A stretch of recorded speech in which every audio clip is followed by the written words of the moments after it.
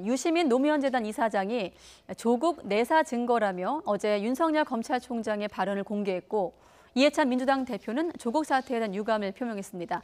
이런 가운데 정치권은 내년 총선 앞두고 전열 재정비에 나서는 모양새인데요. 최창렬 용인대 교수, 또 정택은 전 한나라당 의원 두 분과 함께 지금 이슈 살펴보도록 하겠습니다. 네, 안녕하십니까? 네, 안녕하세요. 네, 안녕하십니까? 자, 이번에도 유튜브 자신이 이제 유시민 이사장이 운영하고 있는 유튜브 방송을 통해서 공개를 한 내용인데, 조국 전 정확히 표현을 하면 장관 지명 전에, 임명 전에 내사가 있었다, 이런 발언이었거든요. 어떻게 좀 보세요? 글쎄요, 이게 어제 그저께 이제 언론들이 보도를 했어요. 어제 이제 그저께 시점으로 내일이죠. 어제 네. 이제 알리려고 알릴 것이다, 이 근거를 알릴 거다라고 얘기를 했는데, 지금 나온 얘기가 이 얘기거든요. 근데 이 근거는 누구에게 전해 들었다는 거거든요. 적어도 이런 정도를 얘기하려면, 다시 말해서 검찰이 지금 임명 전에, 내정 전에 내살했다 라는 정도를 얘기하려면, 네. 분명한 어떤 그 녹취 자료라든지 아니면 거기에 그것을 입증할 수 있는 근거 서류가 좀 있어야 된다고 생각합니다. 이게 워낙 중대한 사안이잖아요. 지금 조국 사태에서 굉장히 중요한 하나의 그 일각을 잃었던 게, 검찰이 검찰 개혁에 저항한다라는 프레임이었잖아요. 조국 사태에서 조국을 옹호하는 분들의 입장에서는, 특히 네. 유시민 이사장 같은 경우가 그랬어요. 그리고 이제 검찰 개혁에 저항하고 항명한다, 이런 어떤 프레임 설정 같은 거였단 말이에요. 근데 그거에 지금 여진이라는 거잖아요, 이게. 그렇다면 이게 그냥 보통 때 하는 얘기하고는 다른 거거든요.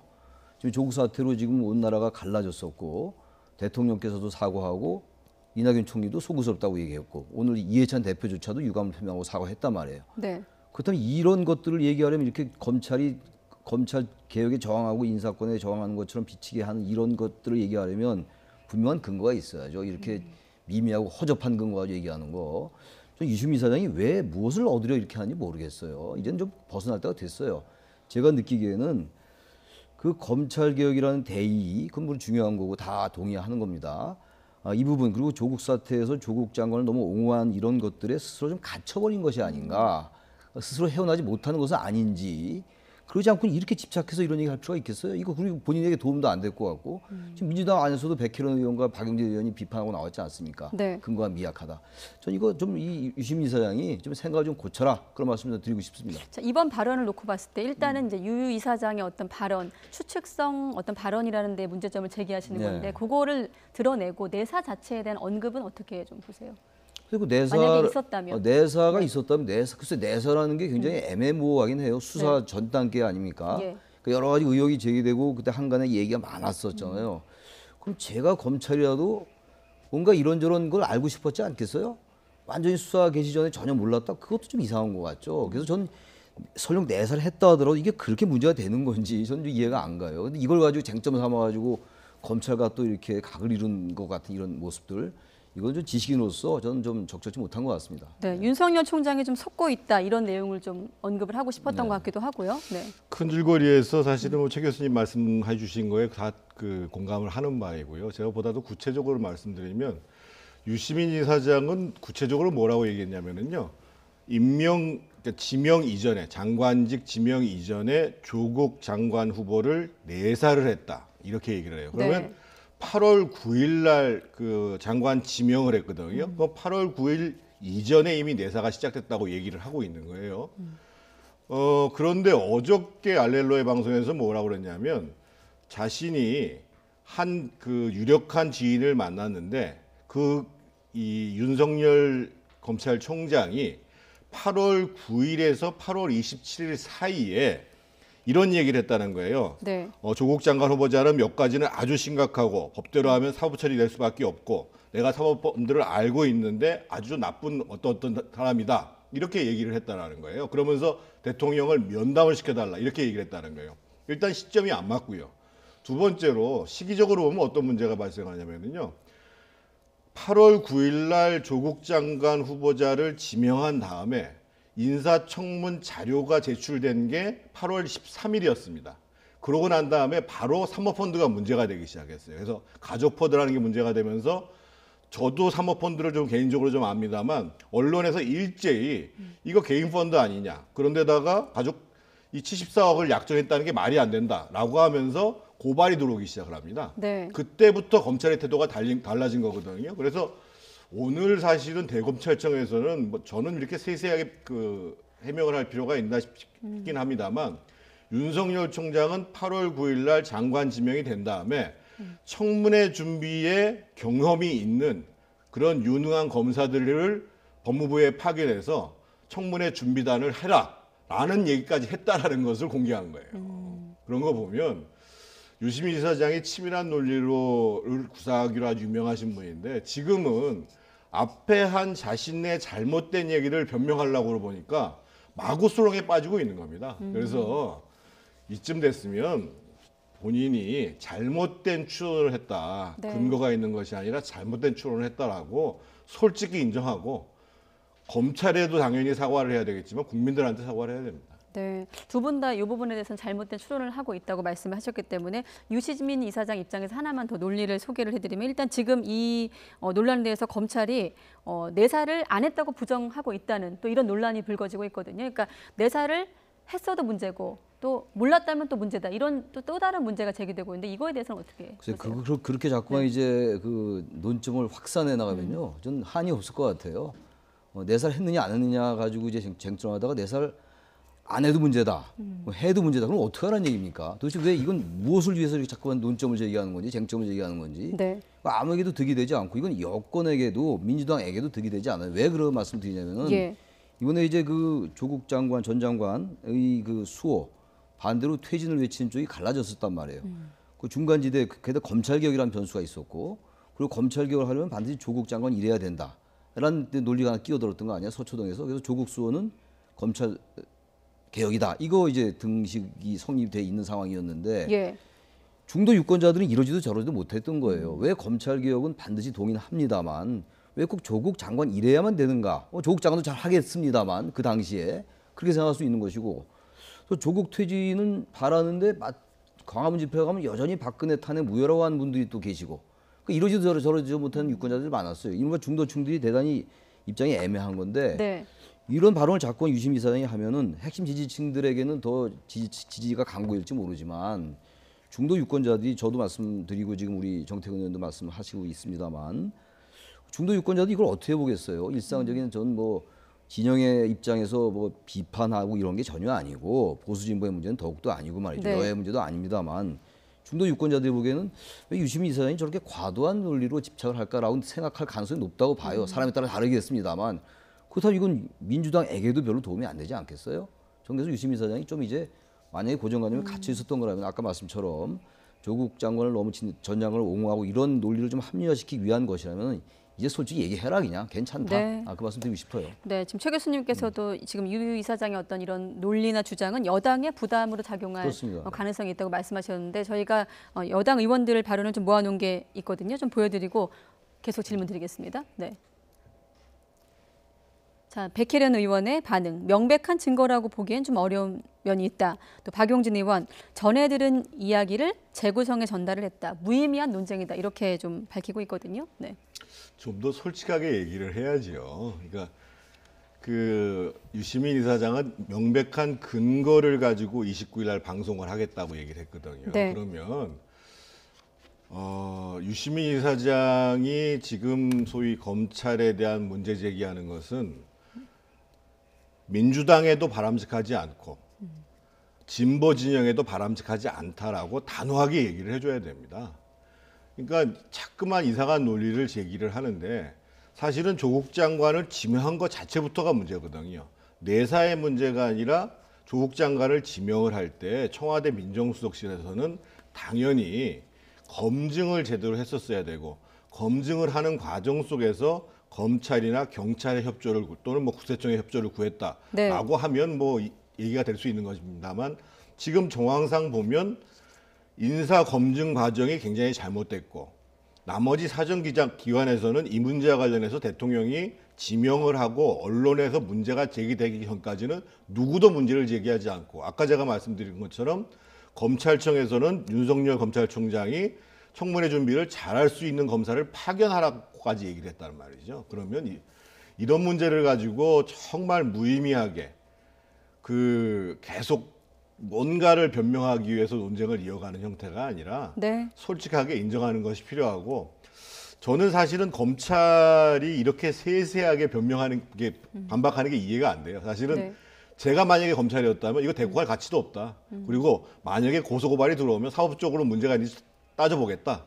이러고 끝내버렸을 거예요. 근데 네. 그만큼 유시민 이사장이라는 존재가 소위 이제 범 여건에 있어서 상당히 무게감이 있잖아요. 그러니까 이렇게 대응하는 건데 저는 참 백행무익한 논쟁이라고 봅니다. 그럼 검찰의 대응도 좀 부적절해 보이지만 아쉬운 대목이지만 너무 세세하게 대응했어요, 검찰도요. 굳이 그렇게까지 대응할 그만큼 필요는 이제 없었다. 유시민 이사장이라는 존재가 큰 거지요. 네, 알겠습니다. 이 문제는 요 정도로 짚기로 하고 총선 준비에 시동을 걸고 있는 각 당 분위기도 한번 알아보도록 하겠습니다. 먼저 이해찬 대표, 오늘 이른바 조국 사태에 대한 유감 표명이 있었습니다. 국민께 송구하다 이런 표현이 있었어요. 책임감, 무거운 책임감이란 표현이 있었고 청년의 박탈감을 헤아리지 못했다 이런 표현도 있었는데 최근에 어떤 초선 의원들의 일단 불출마 선언까지 포함해서 좀 진화에 나섰다고 볼 수 있겠습니까? 그렇게 봐야 되겠죠. 이 조국 사태에 대해서 아까도 말씀드렸습니다만 의견이 많이 갈렸었지 않습니까? 예. 그렇지만 대통령께서도 조국 전 장관이 사퇴한 이후에 14일 날 사퇴했잖아요. 송구스럽다는 말씀을 하셨고 수석보좌관 회의에서 네. 이낙연 국무총리도 예결위 질의에 답변하는 과정에서 그 얘기를 했어요. 그렇다면 당대표가 진짜 얘기를 했어야 됩니다. 왜냐하면 이 부분은 왜 그러냐면 청와대와 민주당이 이 여권을 구성하는 가장 핵심적인 그 주축들 아닙니까? 여권을 형성하는 여러 그 변수들이 있는데 네. 인자들이 역시 청와대와 집권당이에요. 집권당이 후보를 공천해서 문재인 대통령이 당선됐던 거 아니겠습니까? 근데 우리가 박근혜 정권 때부터 계속 얘기 나왔던 게 왜 이렇게 집권당들은 청와대 눈치를 보느냐라는 지적은 계속 해왔던 거예요. 저도 제 기억으로 제가 말씀드린 거와도 10번 넘을 것 같은데 박근혜 정권 때부터.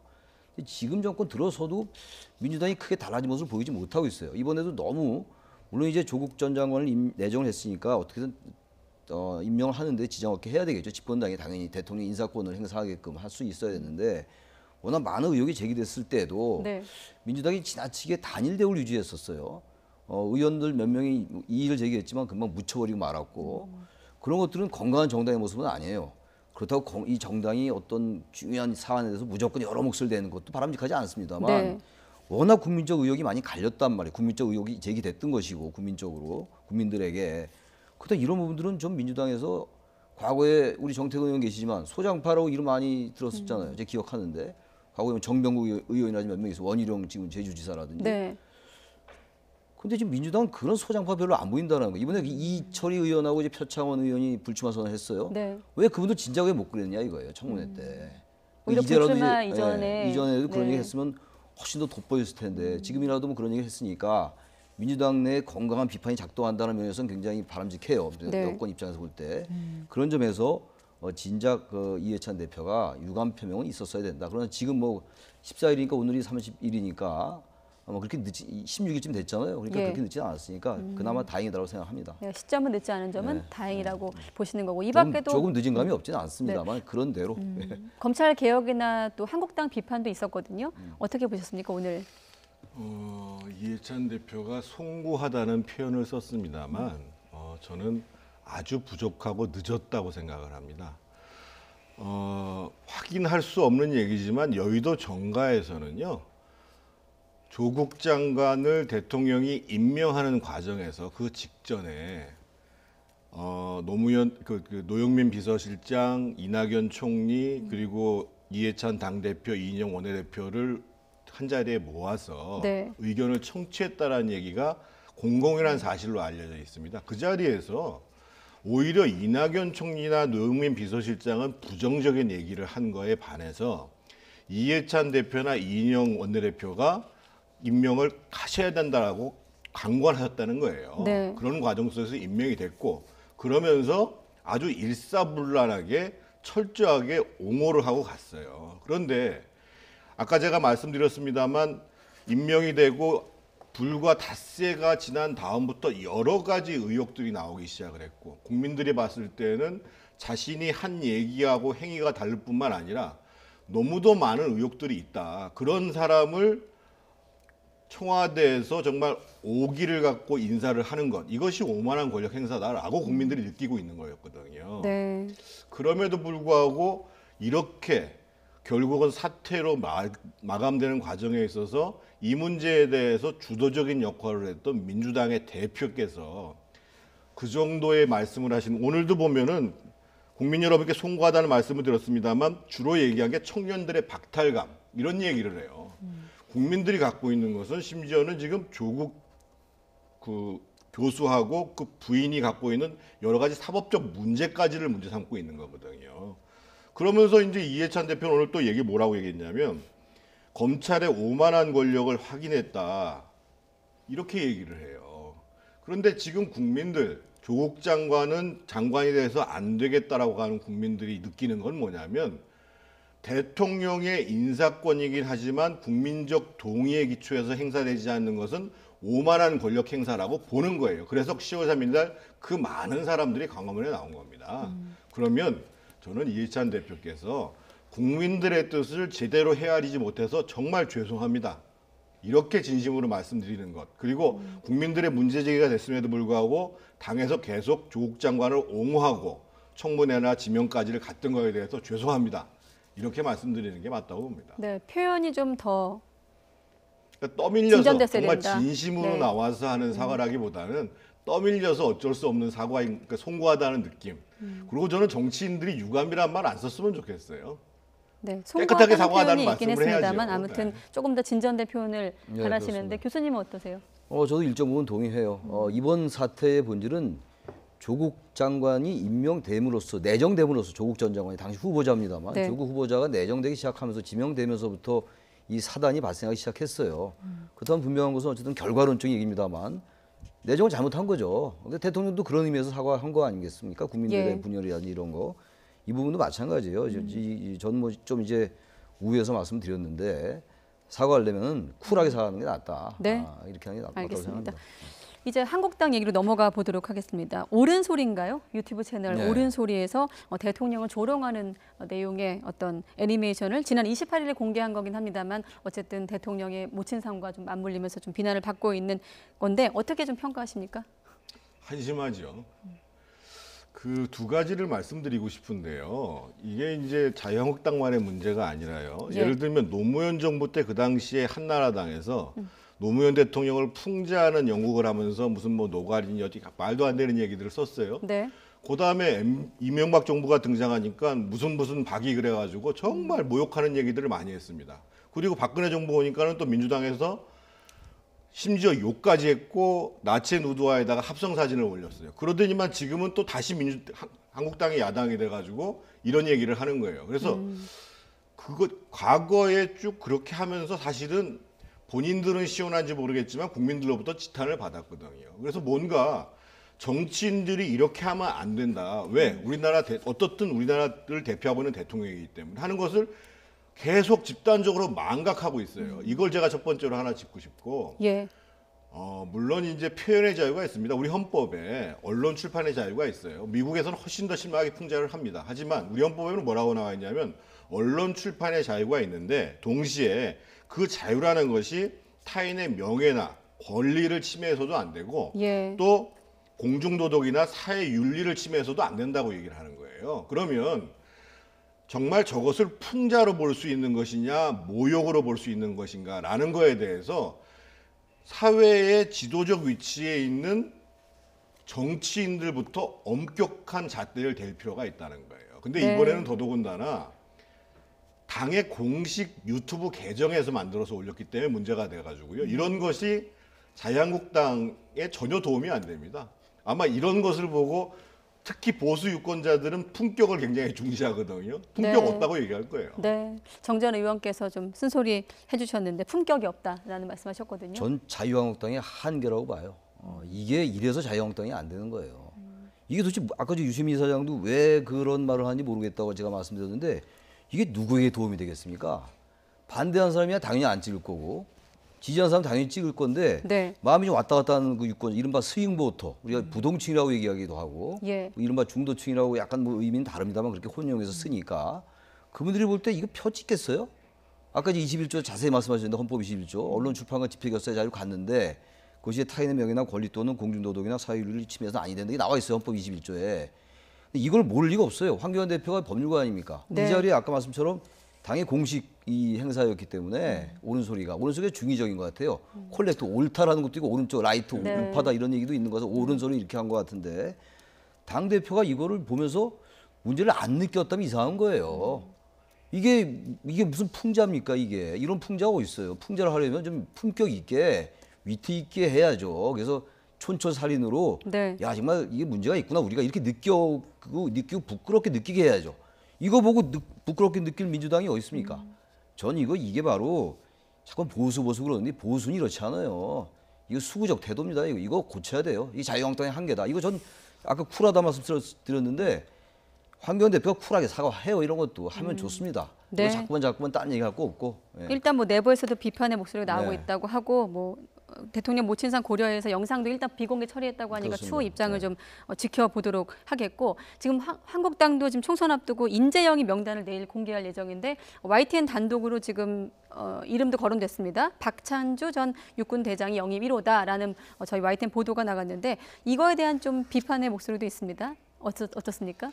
저희가 과거에 이제 총선을 앞두고 영입해서 성공한 사례와 실패한 사례를 봐야 되거든요. 네. 그러니까 예를 들면 그 이전에 신한국당 시절에 보면 그 김영삼 대통령 시절에 1995년 총선 그 지방선거를 아주 완패를 합니다. 그 다음에 1996년 총선 때 이재호 의원이나 김문수 의원이나 홍준표 이때 소위 신진 인사들 심지어는 운동권 민중당 출신 운동권까지 데려와서 대거 물갈이를 하면서 그 당시에 신한국당의 인재풀을 굉장히 넓힙니다. 그래서 사실은 96년 총선을 승리를 합니다. 그리고 이해창 총재 시절에 보면 2000년도인데요. 네.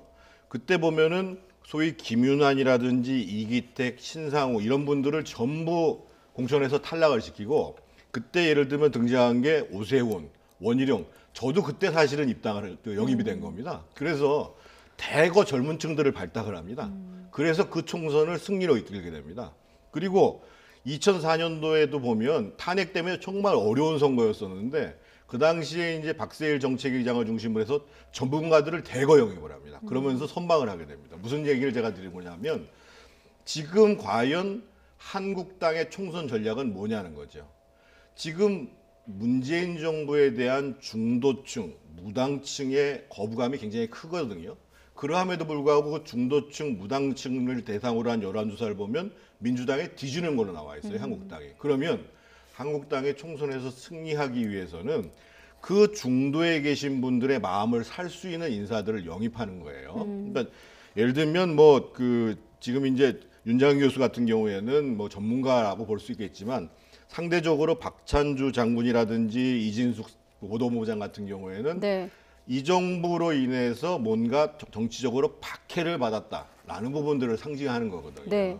그런데 저는 결국은 이 공천의 혁신이라는 것은 이기기 위해서 하는 것이거든요.